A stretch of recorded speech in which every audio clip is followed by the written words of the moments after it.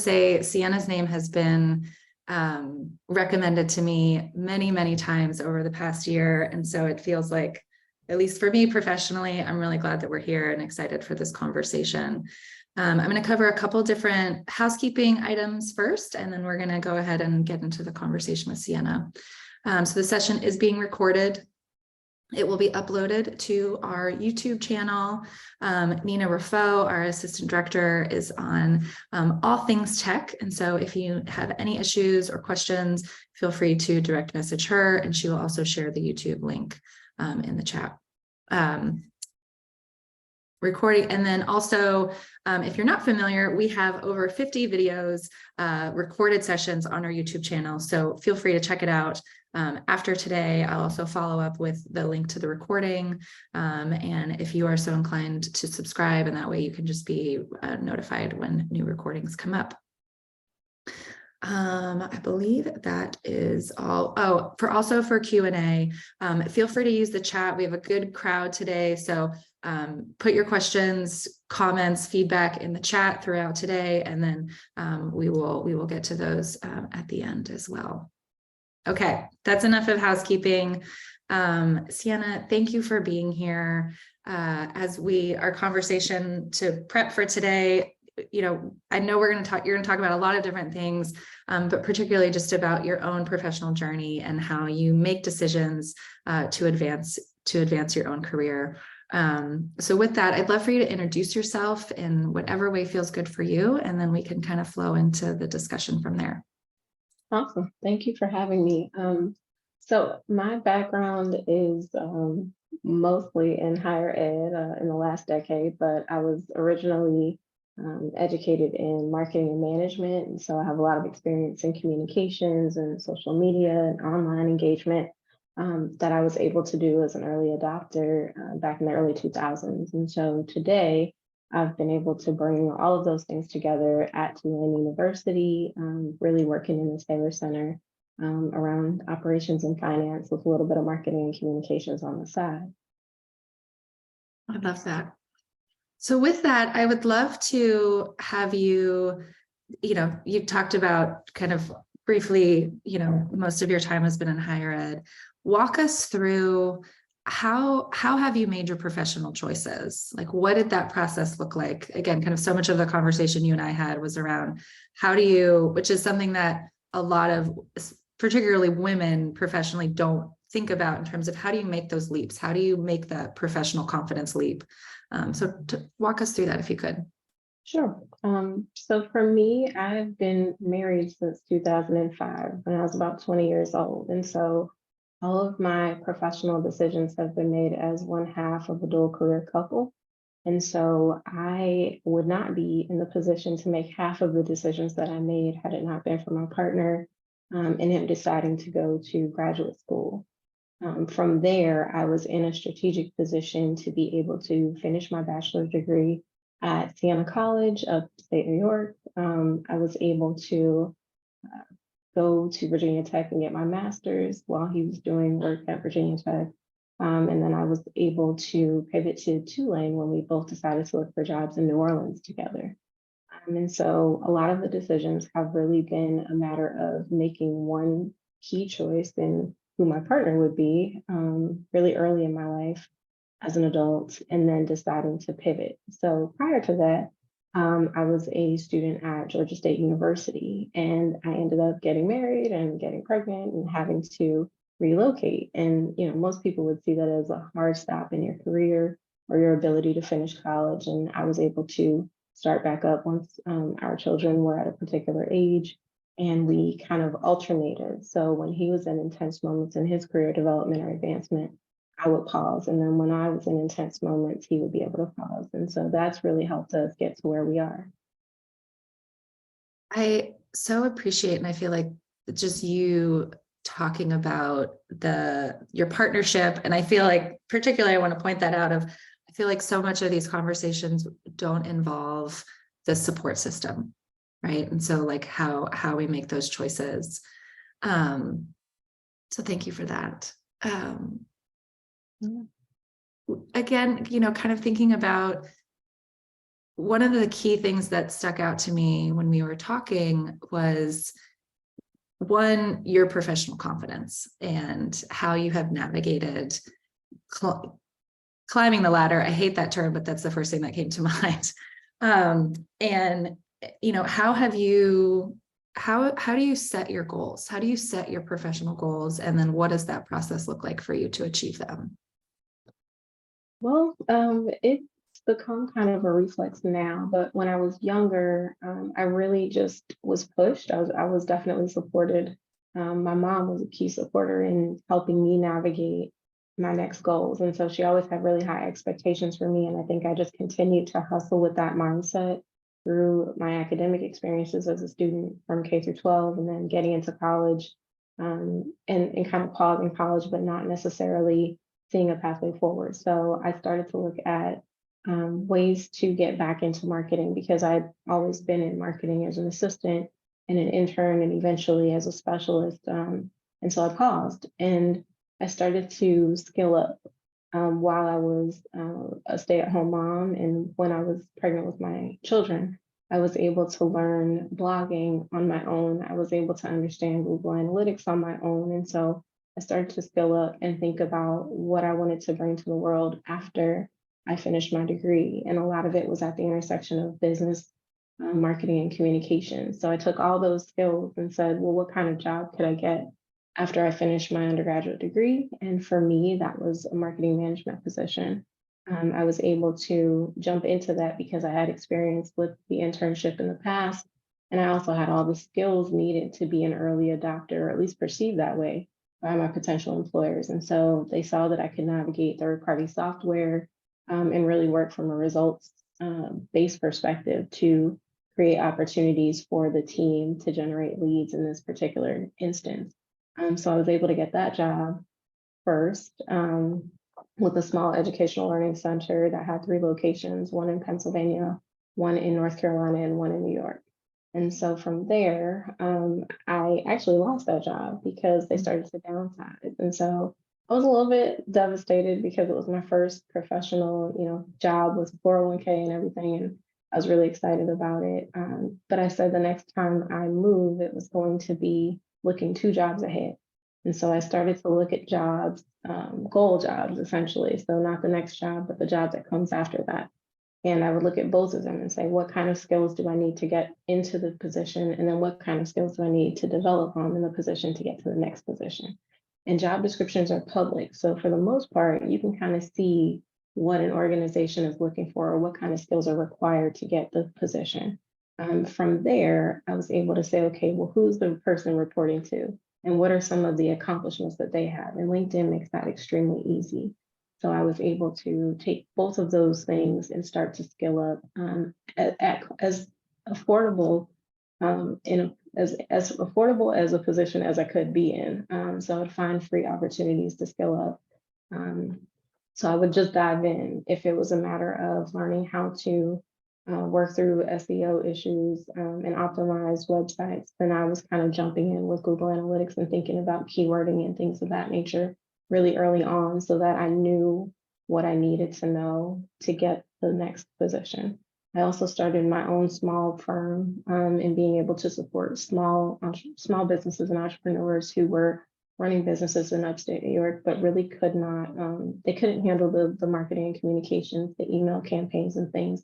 And so I had that skill set and I really wanted to see them all win. And so I worked with small firms that were in different areas of industry. So a hair salon and a martial arts organization and an author and publisher, being able to kind of push their brands forward and design logos and things of that nature. So I had these skills that I just wanted to continue building, and I would find ways to remain active so that I didn't have gaps in my resume and really be able to speak to experiences and transitions in my career.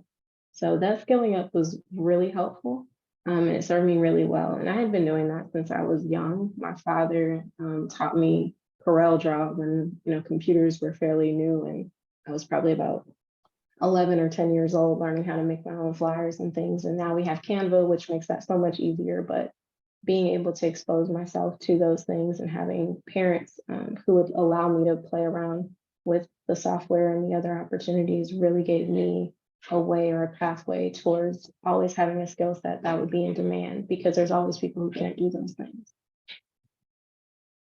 I'm curious, right? So we're talking about, you say an early adopter, right? So we're talking about a time when you really had to work harder than you do now just to figure out what the upskilling is, and then the resources. Could you talk a little bit about like what were some of the barriers or challenges that you encountered during that time? And then how did you move through those? I guess some of the barriers are kind of getting pigeonholed or being stuck in a corner and kind of, it's funny, we call this boxing above your weight or boxing outside of your weight class. But for me, I was kind of boxing out of a corner. There are certain situations where I was in marketing, I had really known marketing, and that was what, felt right for me.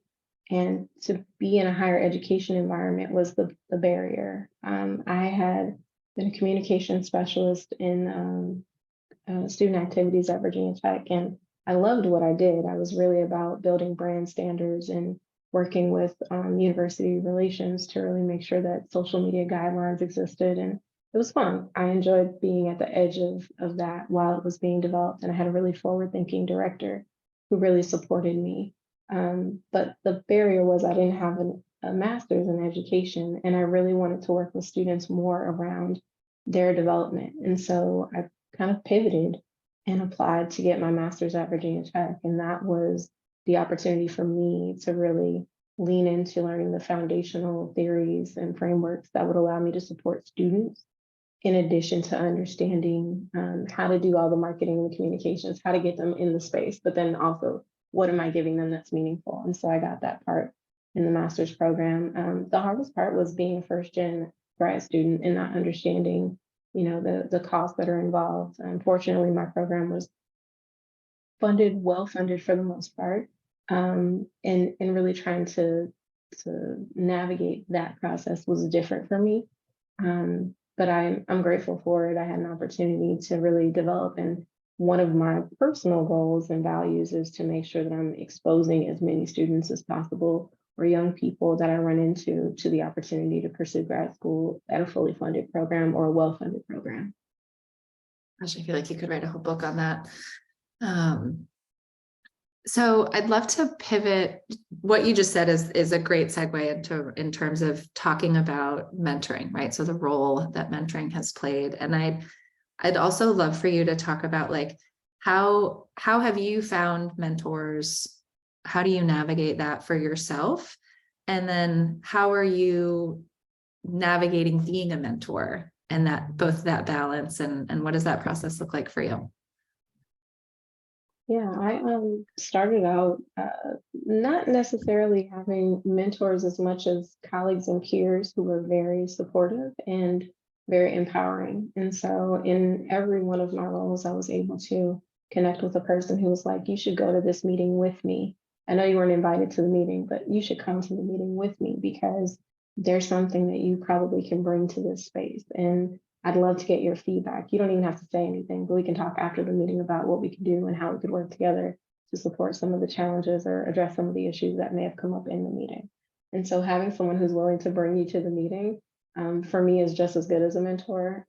I also had mentors and sponsors who were quiet. So they weren't people that I initially leaned on or connected with in serious ways, but they were the ones nominating me for awards. They were the ones who were seeing me do great work and were able to create the narrative and tell my story and make sure that I was known in the spaces that I was working in. And so there's some amazing women that I've been connected to that have always done that. And eventually I got my voice together and I was willing to ask people out for coffee and say, hey, can I pick your brain? Whether it was about life and personal things or whether it was about professional development. And they would tell me their story and I would be able to kind of work through what my next move would be. I'm a little bit more intentional now. I do have the support to seek out executive coaching. And so that's the pathway that I'm on now. I'm designing my own executive coaching experience, working with 4 different coaches quarterly, and hopefully getting to be exposed to the job after the job in ways that I can think about my pathway and career advancement as a Black woman in society today. Can you expand a little bit on how did you find, so I think, right, the executive coaching piece is what I want to expand on. I mean, as a career coach, I'm always curious how people find their coaches. And then I think it's helpful for you if you could talk through, how did you find those coaches? What was your criteria? You know, how are you navigating that process currently to get the most out of your time? So for me, I hadn't considered it until my boss decided, that this was something that he'd be supportive of in my new role. And so I took advantage of the opportunity. But I also realized as a mentor, I was exhausted from mentoring people, multiple people. And so I wanted to create something that took the burden off of each person. And that's why I went with this quarterly approach. But I went on LinkedIn and I started looking at executive coaches and kind of followed their pages to see, what kind of messages they were sending, what kind of rhetoric was being discussed, and whether it aligned with my theory of leadership or whether it was the type of executive coaching I was looking for. And in some cases it was, in some cases it wasn't. But I would also say being a member of a sorority, I'm able to tap into that network. And so my sorority sisters have been amazing in being willing to serve as executive coaches. And in some situations, they're like, well, I don't really see myself as a coach. And I'm like, well, we can work through that process. But then when they get to try it on, they're like, okay, this makes sense for me as much as it makes sense for you.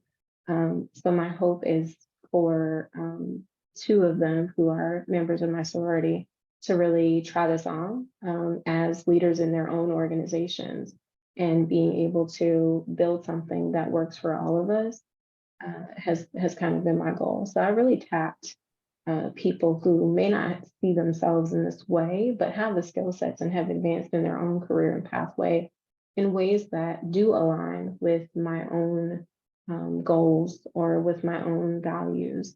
And so I know that they wouldn't be steering me in a direction that goes contrary to what I believe. And as a person who values intersectional Black feminist theory, I definitely have to be careful about who I'm choosing as a mentor and who's supporting the work that I do, because there are a lot of folks that can pivot away from what my goals may be, given that that's a lens in which I see the world. Mm-hmm. Something that is a theme that I'm recognizing in this discussion is, and I hope it resonates with you, like your intentionality throughout your whole career. I don't know if that was conscious. I mean, it sounds like it was conscious. And something that I've noticed, and I don't know about you, but specifically working with female identified individuals, is the intentionality is not always there, or it feels like it's not, the confidence of the intentionality isn't always there. So I guess my question for you is, how do you continue to stay so confident in being intentional? And then what advice do you have for someone who maybe doesn't see themselves as intentional and confident as maybe they truly are? Yeah, I guess it's two-pronged for me. I have a really supportive network.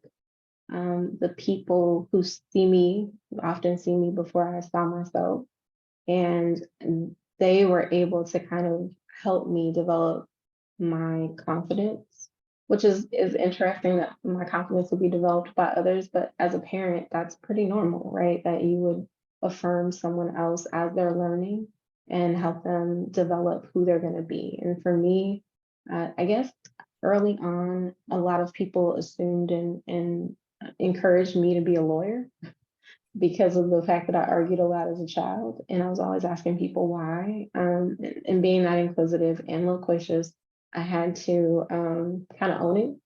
And so I got to a place where I was expected to be a lawyer. I was expected to go to Princeton. I went to Sienna College and Virginia Tech, and I ended up working at Tulane. So I feel like that's landing in the stars at least. Shooting for the moon. So for me, this was kind of a I didn't hit the goal sets that other people had for me, but I knew I was destined to go somewhere. And so I wanted to really define what that path was for me, as opposed to just taking other people's projections or affirmations of who I could be. I knew what I could be, but I also knew what I wanted to be. And I think that kind of pushed me to where I am today. The other side of that, though, is really getting to know myself. And so I've taken a number of personal and professional assessments, whether that be StrengthsFinder, StrengthsQuest, to learn my top 5 or all 34 strengths and really understand how they're situated in who I am and what I do. I'm also, I've done Myers-Briggs and things of that nature too, really early on. And so I know I'm an introverted, introspective type person who's often thinking a lot and engaging with others. And I like individual connection. So as I kind of learned those things about myself, I leaned into my strengths. And I also worked to develop some of my weaknesses because I know that I have the ability to take up a lot of space and potentially intimidate people. And I had to find a happy place between humility and unapologetic leadership. And that's not easy, to know when to use your voice and when to just step aside, or when to take a moment and when to make space for other people. And so I've been flexing that muscle more recently in my career. And I think that's something that can be tough. But ultimately, for me, it's about competency. The skill building that I did meant that I know everything that I need to know about a thing. And if I don't know it, I'm willing to learn it. And if I have to learn it on my own, I will. If you're willing to pay for me to learn it, I'll learn it. But the reality is, I think that that attitude and that ability to be constantly learning and constantly adapting and constantly growing is what it takes to develop that confidence. And then also to know that confidence doesn't mean I know everything, right? And confidence doesn't mean that I am prepared to lead in every single scenario. I'm also willing to step to the side and empower other people to shine. And more recently in this part of my career, I've been about helping other professionals shine and get where they need to go, which means that I get to sit still for a little while and really focus on the challenges of my current gig and making sure that, I'm watching my sons as they go to high school or they're in high school, go through high school and get into college. And I really want to enjoy those moments. And so my time has been about creating space and opportunities for other people to shine. So as long as you're in, a space where you can do that, I think there are going to be people who get to find their voice and learn about themselves and be sponsored by me. And I'm happy to create those opportunities for other women. I love that. I wanted to come back to something you just mentioned. So kind of pivoting a bit into logistics and getting in the weeds around professional development. So how have you navigated? I know you talked a little bit about your current role and seeking executive coaches. In previous roles, how have you navigated getting your current employer or to support you and to fund the professional development? Yeah. So I guess having come into student affairs, I was a little bit spoiled. So I started my job as a communication specialist at Virginia Tech, and it happened to be the 100th year of the Association of College Unions International. And so my boss, who at the time was a director, said, "Hey, you should submit for an award." So I submitted for an award in my first year. And if you win an award or if you're presenting, he would automatically send you to the conference. The funding was there, it wasn't an issue. And so I was like, okay, wonderful. I get to go on this expense paid trip. But I was less concerned with the award and more concerned with all the people I would meet and engage with. And I met some amazing folks, and I got to go to some amazing sessions because of the ability to get my foot in the door for that conference. But I will say I transitioned to another department at the same institution, and it was like, so you can't go to conferences to apply for your next job. That's not the gig where you go and schmooze to get your next position. I'm not paying for that, and you need to present if you're going. And so for me, it's kind of been a norm of have a proposal submitted, always be planning to present something. Which on the other side of the work you do every day is a matter of what am I doing that's producing results that I would be able to say is a best practice or something that another entity or group that's attending a session could adopt. And so to me, it's being intentional about if I'm going to get professional development, I need to be putting something in that can help somebody as well.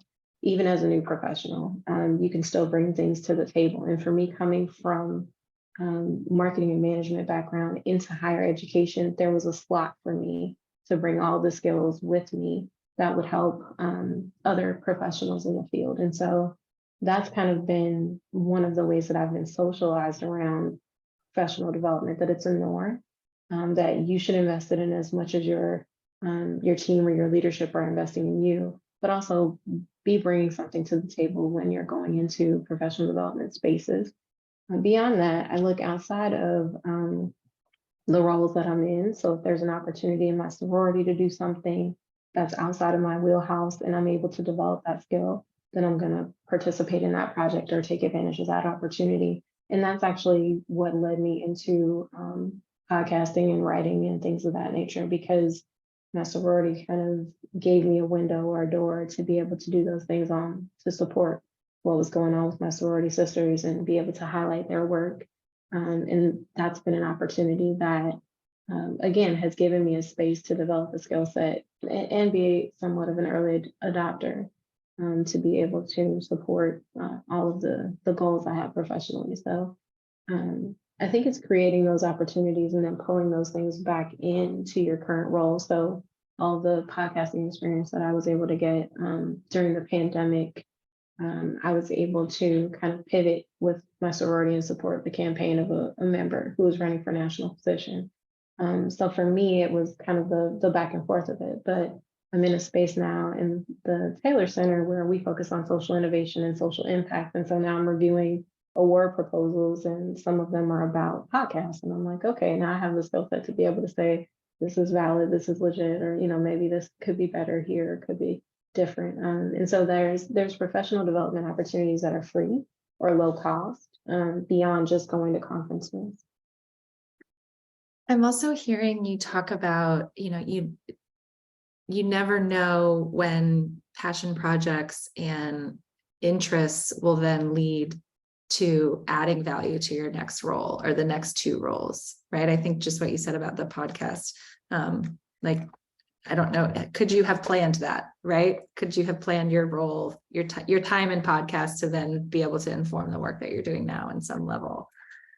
I guess it's just about finding the silver lining. So for me with the pandemic, I kind of knew when we were going off campus in March of 2020 that it would be a while. And so I started to think about ways to connect with students that were not traditional and things that would hold their attention and some on-demand options. And so podcasting felt very natural.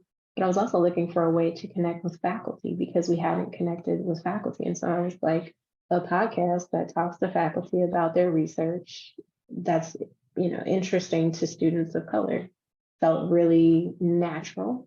And oddly enough, one of the faculty I interviewed ended up working at Tulane the next year or so. So it's kind of interesting to see even how connections are made just off of the work that we're doing or taking advantage of the opportunity and kind of being ready to pivot without a moment's notice in some cases when it comes to COVID. Mm-hmm, mm-hmm. I want to pivot to the work that you're currently doing, and something that you talked about in terms of identifying, working with your strengths and weaknesses.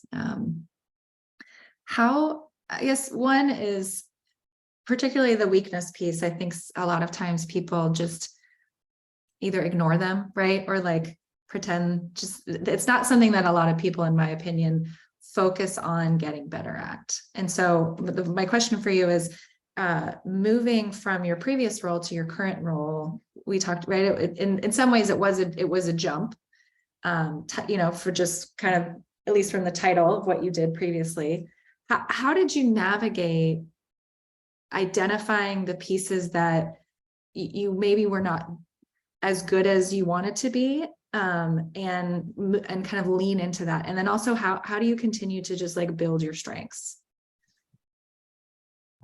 I started, now initially I doubted myself. I'm not going to lie. I saw the job description and I was like, I don't know if I have all of these things. And so I asked a couple of people that I trust to look at the job description and look at my resume as it was updated and tell me if I have the stuff it takes to do this as far as the requirements. And they came back to me and said, you can do all these things. I've seen you do most of them personally, but you can do all these things. And I then said, okay, I can do all these things. I think I was kind of doubting myself and feeling like an imposter, and but I can do these things. And so where there were gaps, I was very honest in my interview process about how those would be challenge areas for me, and I'm ready to learn. But a bit might have been a bit rusty given that I was not doing those things day to day in my last position. And so they were honest with me as I was honest with them and saying that that's not your weaknesses are not the only reason that you're a finalist for this position. And I think that really gave me some comfort in understanding that grace would be provided, and that I would have an opportunity to learn while doing things and also learn more about the systems where I work, which, when you have a certain corporate culture or business culture, organizational culture, you have to be mindful of the time it takes to adapt and adjust to that. And I will say, even within an institution, the culture can be different between divisions. And for me, that's kind of the bigger jump was moving from student affairs to the Taylor Center. Uh, Thinking about your current role, what has surprised you the most moving into your current role? I think that there is a space out there where you can work professionally that meets your needs and potentially your desires. So for me, it's the flexibility that I love.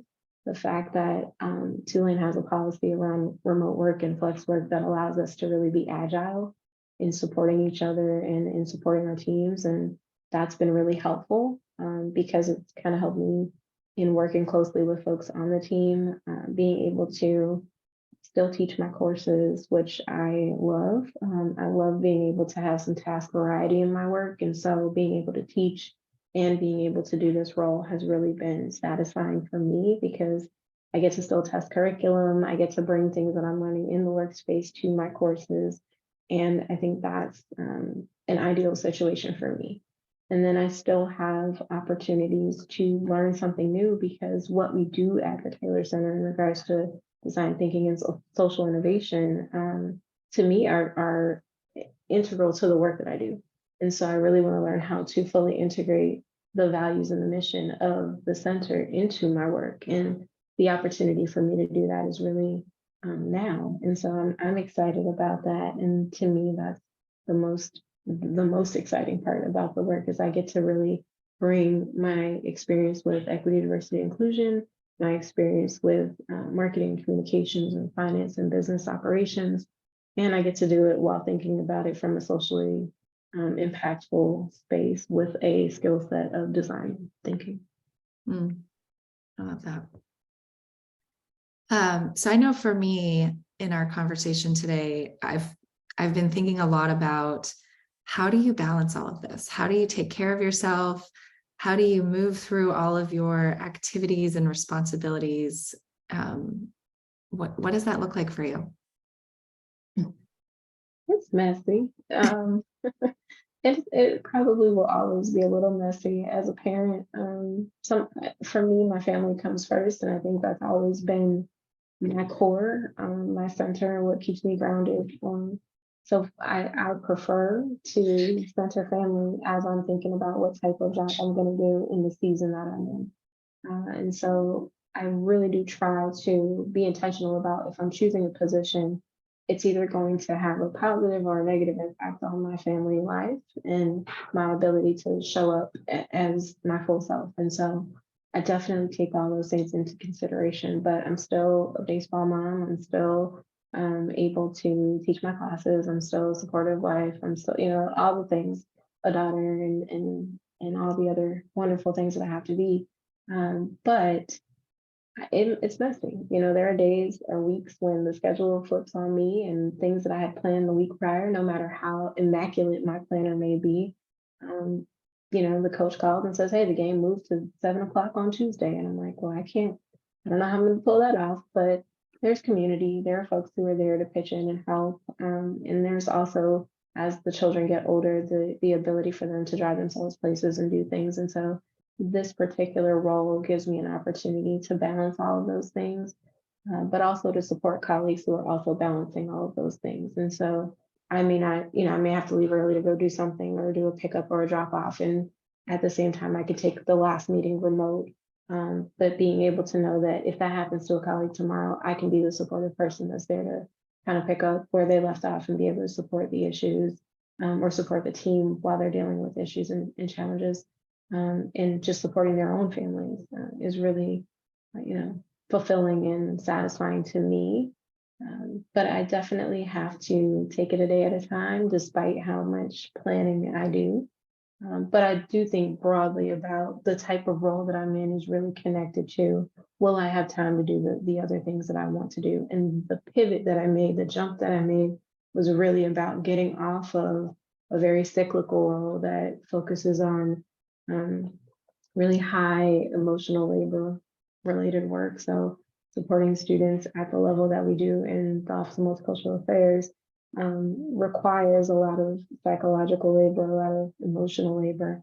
And I really wanted to, what they call sidelining yourself, take a step back and really say, okay, well, what can I do in the meantime that would re-energize me so that if I wanted to go back into that space, I would be ready.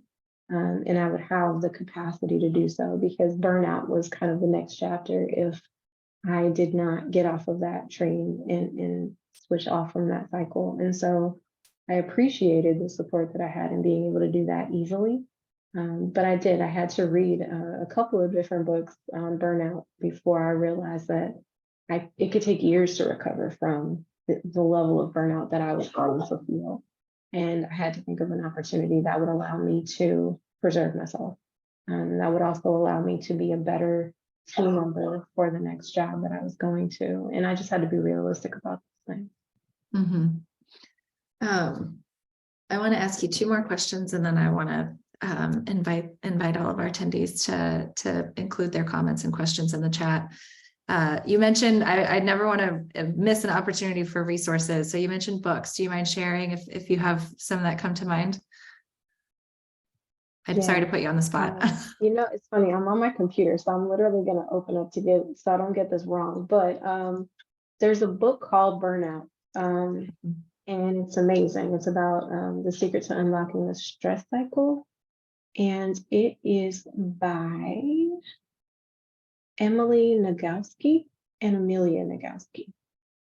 It's an amazing book. I actually got it at Octavia Bookstore and read it in like a day. It was probably the best thing I could have read this year. I also would recommend reading The Resilient Mind by Christmas Hutchinson. It's a very short read, but it's a very practical read on how you build a better self-care routine for yourself and thinking about how you're going to navigate your life and your experiences. So those are two that kind of off the back of my hand really come to mind about what I was thinking about in regards to professional development and holistic experiences around well-being in the workplace. And those two are definitely critical. Emergent Strategy is another by Adrienne Marie Brown, which I can't sing her praises enough, but that book had me rethink the idea of leadership, to really focus on distributing equitably labor and not focusing on carrying all of it yourself. So thinking of change in a different way, thinking of navigating organizations and organizational behavior in a different way. And given that I had a certain type of education on leadership that was very white male oriented, I wanted to bring things in that would counter that narrative as a person who didn't necessarily identify with those leadership traits at this point in my career. So Emergent Strategy is an amazing opportunity for folks, and it's an easy read that really gets people thinking outside the box and thinking about the ways that we can be inspired by nature and science fiction to be able to lead and do so in ways that build community and sustain us. Oh, thank you. I appreciate you looking that book up. And so the final question I have, that's not true. I've one bigger question and then a wrap-up question.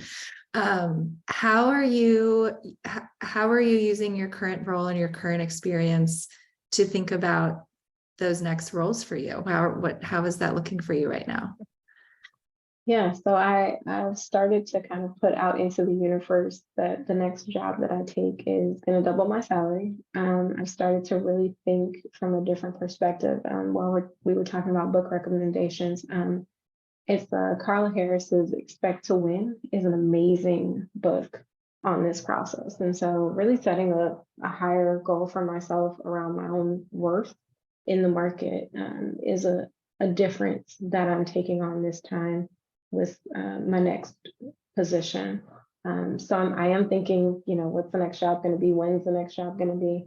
But I also am comfortable where I am right now. I'm ahead of my own schedule as far as professional advancement, and I have a little bit of breathing room to really enjoy this role and really learn from the people around me, as I have some pretty solid mentors in the space and colleagues who I can definitely learn from. And so I'm hoping to continue to thrive in the role that I have for at least 3 to 5 years, which is probably different given younger generations will probably change jobs much faster, but I'm still in that 3 to 5 year kind of normal historical pathway through jobs and employment. And so I can see myself definitely working in this role for another 3 to 5 years, if not longer. But I also see the next thing that I do being a salary doubling situation, and being able to negotiate for that is really important to me. So getting the skill set around the executive coaching, I think, is going to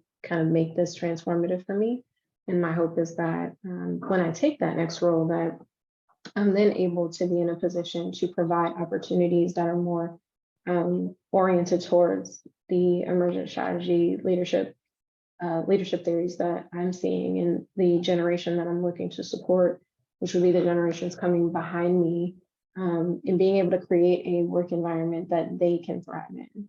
And I've learned a lot supervising and managing folks that are younger than me and that are new professionals. And I understand what their needs are now more so than I did when they were in my supervisory perspective. But I definitely know what they're needing, given that they've expressed that, whether by staying in the role or by advancing into other roles. And then I want to create a space that they feel like they can thrive in, and a space that they feel like will prepare them for their next opportunity, but also a space that allows them to build community in the professional environment. And that's kind of my next gig. So whatever that looks like, whatever the title is, I don't really care. I care about, is it going to be worth my time and expertise and experience in regards to the compensation?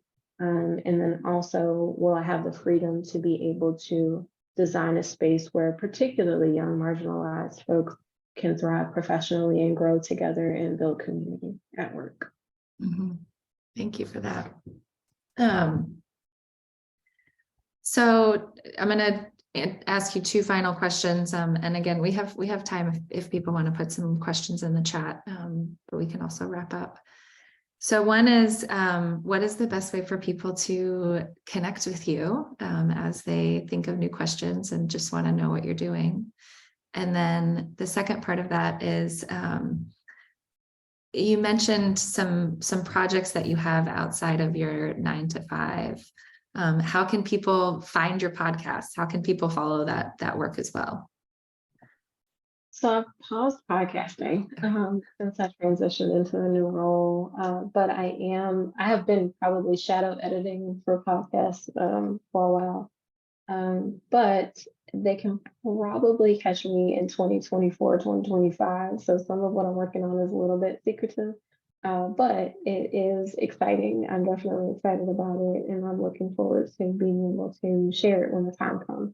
I am working on a short story book. That's another thing that's kind of in my purview right now, and I need to start. So when I say working on it, I mean like reading to prepare to write. But I've completed 3 chapters for other books in higher ed, and I'm really hopeful to be able to write my own. So that's the next step or the next big thing. And if people want to get a hold of me, I'm definitely on LinkedIn. That's probably the best place to reach out to me if you have other questions, or if you're interested in learning about some of the work that I've done in the past. There's a few things that are there. Hmm.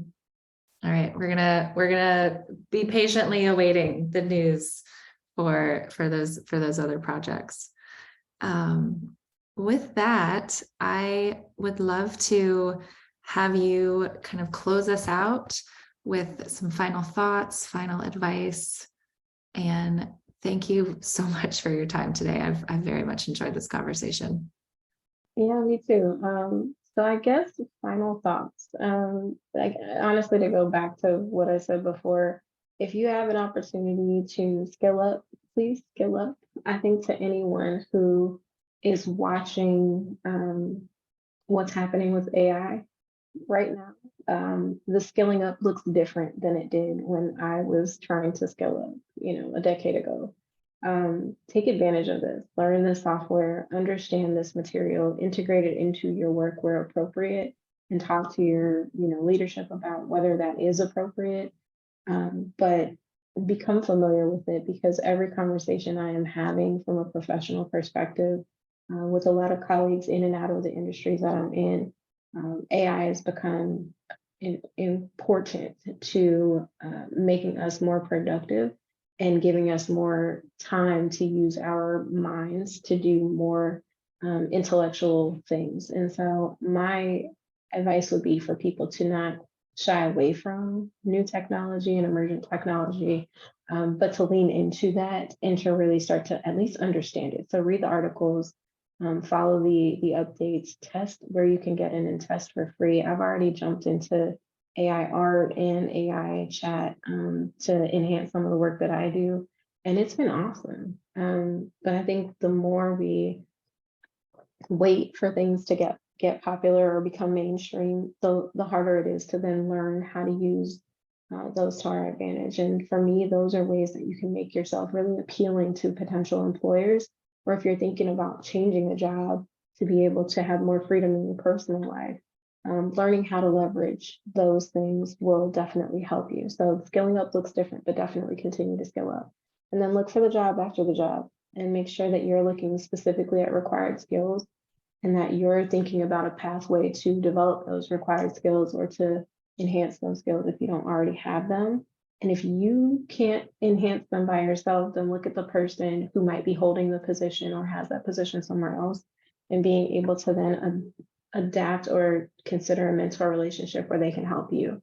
In the role that I'm in right now, I had a mentor who is in a finance role, and they help me on a regular basis when I have questions. They were really excited to help me in being able to be prepared for the job that I have now. So really getting a sponsor and a mentor who has the practical skills to help you, not just someone who looks great on Instagram living their life, but someone who actually has the demonstrated skill set to be able to transfer that information to you, because there's a difference between the people who are kind of showing you that they've been able to be successful, but can't necessarily help you figure out how to create and carve that pathway for yourself. Work with the people who can do that. Thank you so much. I know that this recording is going to be viewed a lot. And I want to thank you for both your time and your energy, and everything that you shared today. So with that, enjoy your day. Thank you, everyone. And thanks again, Sienna. Thank you. Have a good afternoon. All right. Bye, everyone.